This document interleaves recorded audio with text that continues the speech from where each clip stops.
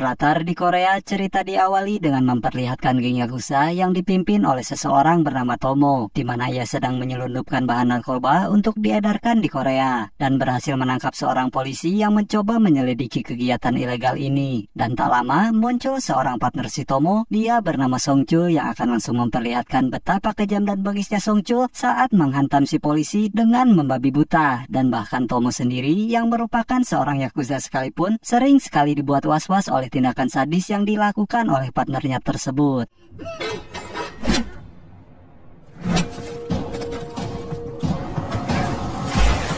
Esok harinya, Songchul dan Tomo menemui seorang langganannya yang merupakan anggota dari geng Triad, di mana bos Triad yang merupakan seorang wanita ini pun menawarkan uang sebesar 30 juta dolar yang membuat Songchul dan Tomo berjanji untuk segera menyiapkan narkoba jenis baru bernama Hyper sebanyak 20 kg. Dan bos Triad tidak perlu lagi khawatir tentang bea cukai, pengiriman, dan tetek bengek lainnya karena Songchul memiliki banyak SDM yang bisa membuat semuanya berjalan dengan lancar.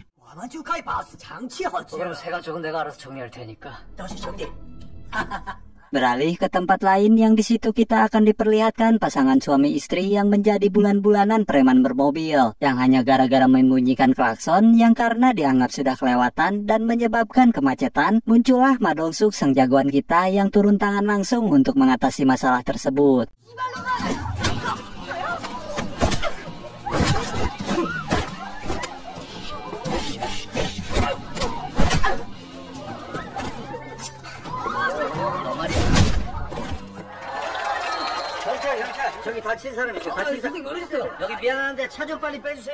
Tiba di kantor, Ma Dong-suk langsung ditegur oleh si kapten yang mengeluh cara Ma Dong-suk menangani pelaku kriminal dengan cara kekerasan, di mana mereka seharusnya diperlakukan lebih manusiawi tanpa membedakan kejahatan yang telah mereka perbuat. Saat itulah si kapten membagikan coklat mahal yang akunya dibeli istrinya dari luar negeri, di mana Ma Dong-suk tidak diberi karena dianggap perlu melakukan diet untuk mengecilkan ukuran tubuhnya. Tapi saat si kapten sedang lengah membagikan coklat pada yang lain, Ma Dong-suk diam-diam mengambil hampir seluruh coklatnya dan pergi begitu saja ketika mendapat laporan tentang sebuah kasus. Tiba di TKP, Ma Dong-suk mendapat laporan tentang kasus bundir yang dilakukan oleh seorang wanita, yang setelah dilakukan pemeriksaan laboratorium, sang ahli pun menemukan banyak sekali zat hyper alias narkoba generasi terbaru di dalam tubuh si korban, sehingga beliau pun menyimpulkan bahwa korban bukan mati karena jatuh dari gedung, melainkan karena overdosis zat hyper, sehingga jelas bahwa ada orang yang dengan sengaja melempar si korban untuk menutupi jejak obat-obatan terlarang ini. 최근에 보고된 신종마약인데 헤로인만큼 강하다 보니까 사고도 많고요. 혈액에서 나온 치사량의 마약이고요. Dari informasi yang didapatkan, Ma Dong-suk dan satu anak buahnya yang bernama Ujang pun pergi ke klub malam yang sempat didatangi oleh si korban. Yang di situ sudah ada informan yang merupakan calo atau agen klub malam yang biasa membawa tamu-tamu elit dari kalangan orang kaya. Setelah memberi upah kepada si calo, Ma Dong-suk pun langsung berjalan menuju lantai VIP yang dijaga oleh seorang security berbadan tinggi besar yang peporongus dan mendorong tubuh Ma Dong-suk sehingga tanpa banyak bicara ia pun memukulinya hingga ngagoler saat itu juga. Tanpa membuang waktu, Ma Dong-suk yang mendapat julukan si tamparan setan pun langsung mendatangi salah satu room VIP yang menjadi tempat berkumpulnya si pengedar narkoba. Yang setelah barang bukti berhasil didapatkan, muncullah si security bersama dengan rekannya yang lagi-lagi harus dibuat ngagoler untuk kedua kalinya.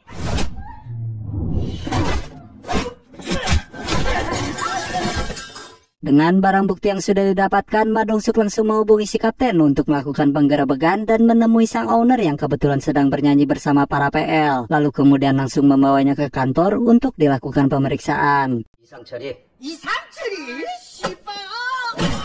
Tiba di kantor si owner yang merasa dirinya punya kuasa pun nampak seolah menolak diperiksa dan masih saja berani pelotot-pelotot di hadapan Ma Dong-suk yang bertanya dengan penuh kesabaran. Yang ketika cara lemah lembut tidak mempan menghadapinya, maka jangan salahkan Pak Guru Gembul apabila kepalan tangan yang akan membuat beliau berbicara. 정말 모른다니까요. 하는데 제가 그걸 어떻게 합니까? 예? 우리 진실의 방을 청소하자. 야야 조심 천. 아, 이 양반 큰일 났네.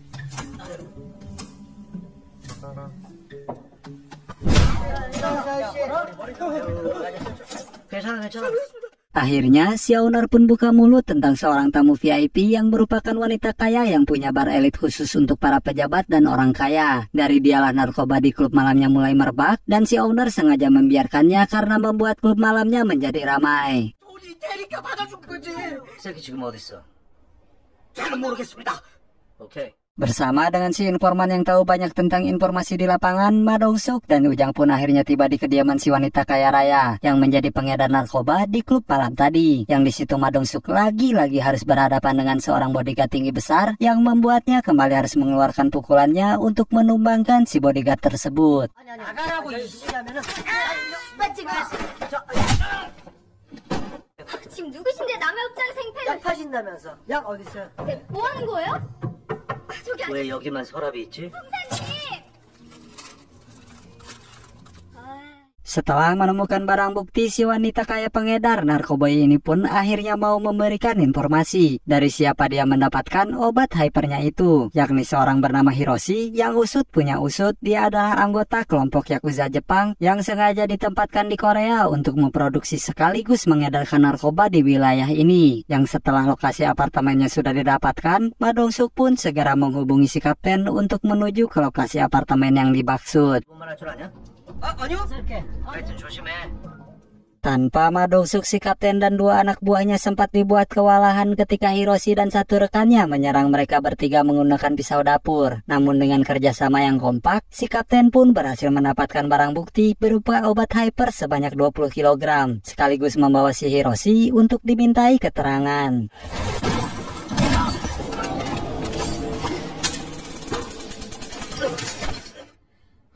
뭐야 이거? 웃어? 몰래 약 먹어 사람 죽이고. 석도야. 형 어떻게 이 됐어? 새끼 집에서 마약이 엄청 남았다. 내가 올라가서 한 잔.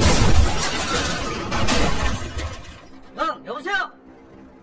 Muncullah tiga orang misterius yang menabrak mobil si kapten lalu mengambil 20 kg hypernya dan menghabisi Hiroshi dengan begitu kejamnya. Dan orang misterius itu tidak lain dan tidak bukan adalah Sung Chul yang tidak ingin kehilangan 30 juta dolar yang sudah disepakatinya dengan bos Triad. Sung Chul dan dua anak buah setianya pun mendatangi markas Tomo dan sempat mengajar semua anak buahnya. Sung Chul marah kepada Tomo karena lalai mengawasi Hiroshi sampai-sampai obat hypernya nyaris saja jatuh ke tangan para polisi. Yang di sini akhirnya terungkap bahwa selama ini Tomo telah mengkhianati bos besar Yakuza dengan menjalin kerjasama dengan si Sung Chul untuk menjual narkoba tanpa sepengetahuan organisasi Yakuzanya. Sung Chul yang punya kecenderungan psikopat pun tidak takut dengan bos Yakuza dan tidak peduli dengan nasib Tomo apabila aksi mereka ini ketahuan. Yang dia pedulikan hanyalah uang 30 juta dolar yang sebentar lagi akan didapatkannya. Sehingga Sung Chul pun menyuruh Tomo untuk segera kemas ulang narkobanya dan bersiap untuk bertemu dengan bos Triad tepat esok malam. 그래요.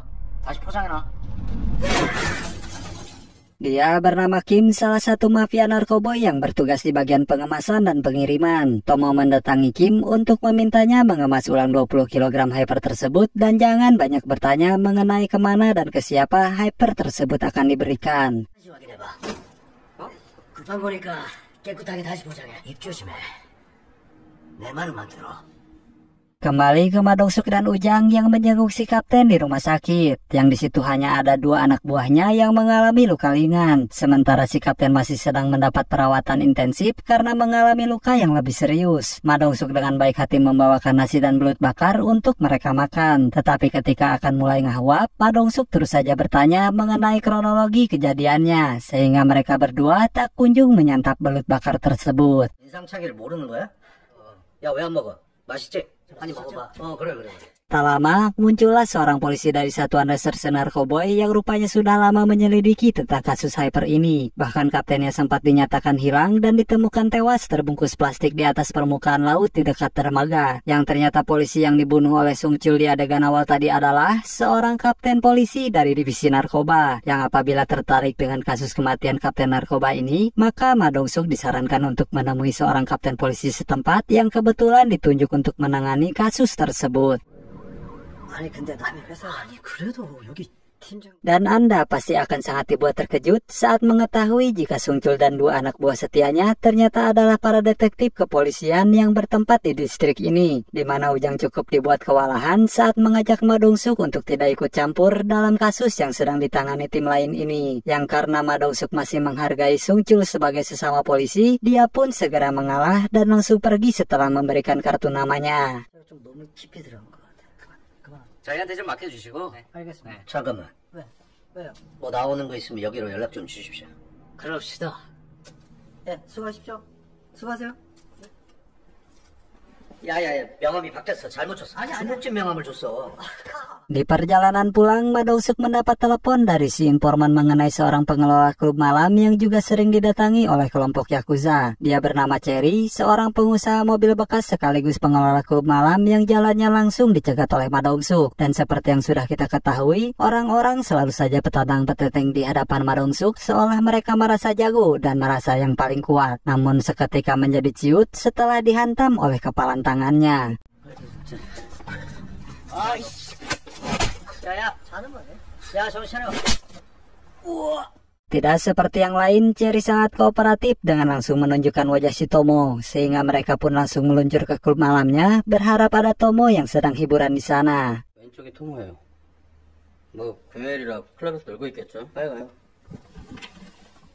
Beralih ke Jepang, kita akan diperlihatkan sang bos besar Yakuza yang sudah mengetahui tentang pengkhianatan yang dilakukan oleh si Tomo. Beliau pun mengutus orang kepercayaannya yang bernama Ricky yang ditugaskan untuk mengatasi si Tomo ini. Dan perlu diketahui bahwa Ricky ini dikenal sangat sadis, beringas, dan tak kenal ampun. Bahkan untuk boker sekalipun dia sengaja tidak menyiram ee-nya agar orang lainlah yang melakukan hal itu untuknya.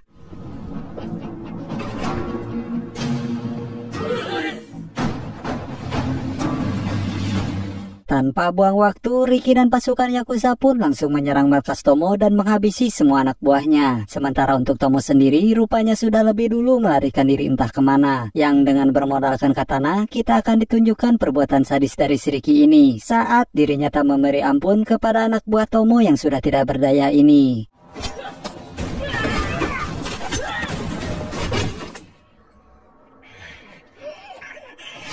Di saat yang sama, Song Chul nampak datang duluan dan sudah hampir 1 jam menunggu Tomo yang tak kunjung datang membawa hypernya. Sehingga si bos dan si ajudan yang terlihat sangat bosan dan sedikit kesal pun menelepon Tomo agar segera datang kemari. Tetapi alangkah terkejutnya dia saat mendengar jika Tomo tidak bisa menyerahkan obatnya sekarang. Karena bos besar Yakuza sudah mengetahui tentang pengkhianatan ini dan mengirim seseorang untuk memburunya, sehingga obat hyper sebanyak 20 kg tersebutlah satu-satunya barang yang sementara ini bisa dijadikan jaminan keselamatannya. Yang alhasil, Song Chul pun terpaksa meminta waktu 2 hari lagi untuk memberikan hyper sesuai janjinya. 이틀만 더 시간을 주시죠.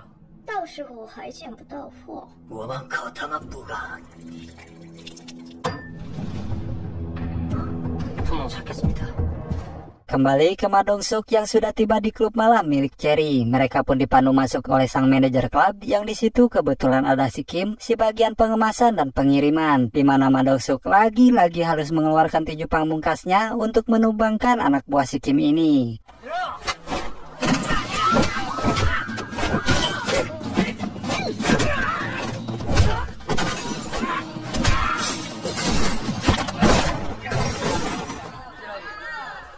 Setelah anak buahnya ditumbangkan semua, Kim pun akhirnya mau memberitahu di mana Tomo berada saat ini. Yang ketika Ma Dong-suk dan Ujang sedang menuju ke sana, Ricky dan pasukan Yakuza pun sudah lebih dulu tiba dan berhasil menangkap si Tomo. Namun saat akan meninggalkan hotel, Ma Dong-suk sempat melihat wajah babak belur si Tomo dan langsung mencegat mobil mereka.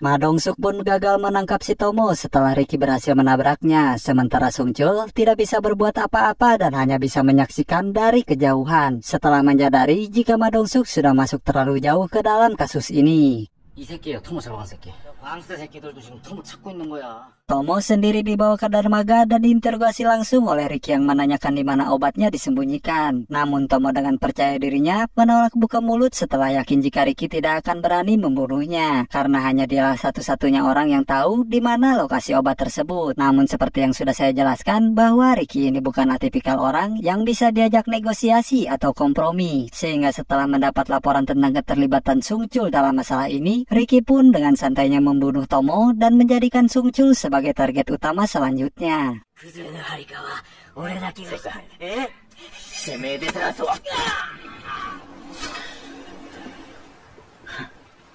Ricky dan pasukan pun kembali ke hotel tempat Tomo menginap, yang secara kebetulan di sana ada salah satu anak buahnya Sungchul yang sedang mencari obatnya juga. Sehingga Ricky pun melampiaskan kekesalannya kepada polisi tersebut untuk memancing agar mau memberitahu di mana obatnya. Keesokan harinya di lokasi yang sama, Sungchul dan tim forensik pun nampak sudah menjadikan kamar hotel ini menjadi TKP. Dan di saat bersamaan, muncullah telepon dari bos besar Yakuza yang memperingatkan Sungchul agar segera menyerahkan obatnya. Padahal dia juga sedang mencarinya. Yang entah apa yang ada di dalam benak atau otak si Sungchul ini, meskipun hanya seorang diri, seorang kapten polisi yang hanya memiliki satu anak buah setia, Sungchul dengan beraninya mengancam balik seorang bos besar Yakuza untuk jangan ikut campur urusannya. 마음대로 해봐 어디. 나란히 굳히게 있던다요. 우진하고 파 터지기가得意だ그래. Belum selesai dengan masalah obat dan Yakuza, Sungchul nampaknya terus dikejar masalah ketika pihak Triad sudah tidak sabar dengan obat yang dijanjikan. Sampai-sampai si botak ajudan bos Triad pun berani menampar wajah Sungchul. Dan tiba-tiba disinilah nyari seorang penjahat sejati dibuktikan. Sungchul nekat menghabisi si botak dan seluruh anak buahnya. Sungchul nampaknya punya tekad kuat untuk mendapatkan uang 30 juta dolar tersebut. Dan memang siapa yang tidak tergiur dengan uang sebanyak itu. Sehingga Sungchul meminta si bos Triad untuk sabar sedikit lagi dan tetap pada kesepakatan di awal. 회장님이 내 약 사는 거야. Kembali ke Ma Dong-suk yang terpaksa memilih kamar hotel yang biasa dipakai bercocok tanam sebagai lokasi interogasi kepada si Kim. Yang ketika interogasi baru saja akan dimulai, tiba-tiba sebagai orang yang bertugas di pengemasan dan pengiriman, Kim pun menjelaskan tentang siapa saja yang terlibat dalam masalah ini. Di antaranya ada bos besar Yakuza, bos besar Triad, Ricky, Tomo, dan antek-anteknya. Namun ada satu orang misterius yang Kim sendiri tidak tahu persis siapa orangnya. Dialah partner Tomo dalam bisnis kotor ini. Dan dari kabar yang beredar, si orang misterius ini sempat berbisnis dengan si Cherry, sang pemilik klub malam. Sehingga kemungkinan besar Cherry sudah tahu tentang orang misterius yang dimaksud. Sebelum pergi menemui Cherry, Ma Dong-suk dan Ujang pun harus lebih dulu menemukan obat yang disembunyikan oleh Tomo sebelum Ricky dan para Yakuzanya menemukannya duluan. Yang berkat informasi dari si Kim, mereka pun pergi ke klub kapal pesiar yang di situ sudah ada anak buahnya Ricky yang berjaga. Dan seperti sudah bisa Anda tebak, mereka sama sekali tidak sebanding dengan seorang Ma Dong-suk.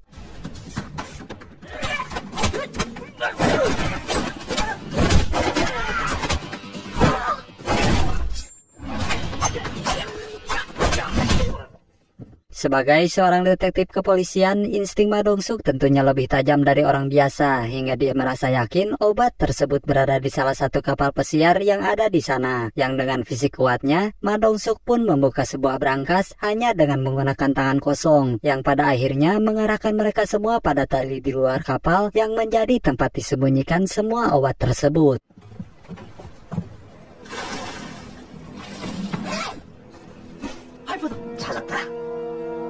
Setelah obatnya ditemukan, kini Ma Dong-suk hanya tinggal mencari satu pelaku yang masih misterius. Dia pun mendatangi Seri yang kebetulan sedang COD-an dengan pasangan kekasih yang ingin membeli mobil harga murah tapi mewah. Alih-alih mendapat untung besar, Cherry justru harus ikhlas menjual mobilnya dengan harga yang sangat murah setelah Ma Dong-suk datang di waktu yang tidak tepat. 3,000원만 줘요. 예? 잠깐만. 네, 들어가세요. 들어와. 예. Meski diganggu Ma Dong-suk, Cherry tidak bisa berbuat apa-apa selain bersikap kooperatif dengan menelpon Sungchul alias seorang misterius yang dulu sempat terlibat bisnis dengannya. Yang dengan mengirimkan foto selfie dirinya dengan obat hyper tersebut, Sungchul pun setuju untuk melakukan pertemuan di suatu tempat yang sudah ditentukan. 주소 찍어줄 테니까 1시간 뒤에 됐어. Sadar bahwa ini adalah sebuah jebakan, Sung Chul yang cerdas pun nekat mendatangi Ricky di markas utamanya. Sempat terjadi sedikit ketegangan, Ricky pun berhasil terwaduli alias terkibuli dengan bersedia untuk bekerja sama dengan si Sung Chul ini. 너 이 치료 약 잡고 싶지? Tugas Seri belum selesai karena dia masih harus pergi ke lokasi pertemuan untuk menyerahkan obatnya kepada Sung Chul, yang sampai detik ini Ma Dong-suk sama sekali belum menyadari kalau orang misterius yang dimaksud adalah Sung Chul, sang kapten polisi yang pernah ditemuinya. Seri yang ketakutan pun sendirian masuk ke dalam, yang alangkah terkejutnya dia saat melihat Ricky dan pasukan Yakuza lah yang sudah menunggunya di dalam sana. Mendengar teriakan Cherry, Ma Dong-suk pun langsung masuk begitu saja. Dan untuk pertama kalinya, jagoan kita semua pun harus tumbang ketika dipukul besi tepat di bagian kepalanya. Yang tepat di saat bersamaan, Sung Chul dan anak buahnya pun dengan cepat menyergap Ujang di dalam mobil dan mengambil semua obat hypernya.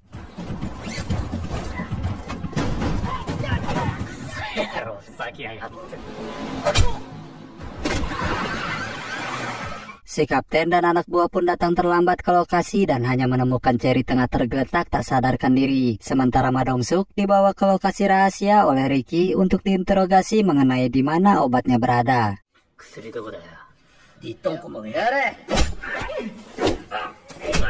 Saat itulah Ricky mendapat telepon dari Sung Chul yang memberitahu bahwa obatnya sudah ditemukan. Sekaligus untuk berterima kasih karena berkat bantuan Ricky, Sung Chul akhirnya bisa memiliki semua obatnya untuk diri sendiri. Yang ketika Ricky sedang marah karena sudah kena tipu, Ma Dong-suk pun akhirnya siuman dan langsung mengajar beberapa anak buahnya.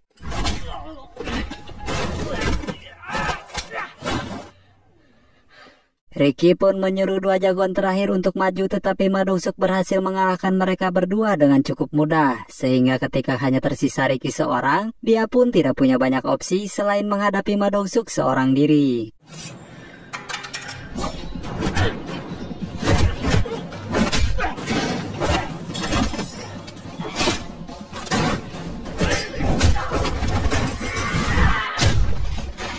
Kapten bersama pasukan pun bergerak seperti Inspektur Ladusing yang datang di waktu yang sudah tidak dibutuhkan. Sementara Sung Chul dan satu anak buahnya terlihat sedang berkemas di kantornya dan akan segera pergi untuk melakukan pertemuan dengan si bos Triad. Namun niatnya harus kandas tatkala Ma Dong-suk keburu muncul untuk mencegah mereka berdua.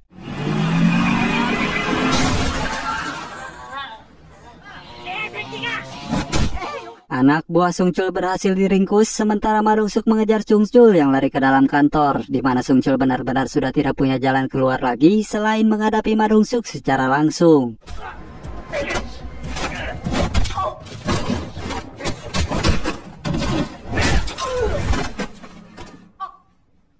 Sung Chul yang di awal nampak beringas kini terlihat seperti ayam sayur yang tak berdaya, di mana Ma Dong-suk berkali-kali membogem tulang rusuknya, bahkan sesekali membantingnya hingga terlempar cukup jauh. Namun Sung Chul patut diacungi jempol ketika dia masih bisa bertahan dan berdiri dan sempat berhasil meraih pistolnya.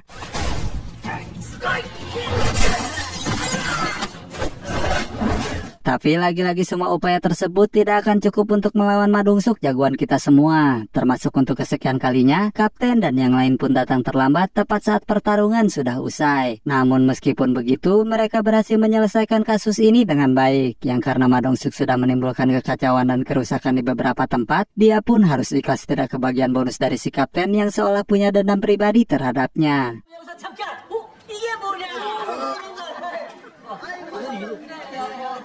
Terakhir, kita akan melihat Yang Isu, sang mantan bos gangster di film pertama yang kini sudah sukses menjadi pengusaha tempat judi, di mana Ma Dong-suk kembali muncul dalam kehidupannya untuk meminta bantuan yang sepertinya cerita masih akan berlanjut di film selanjutnya.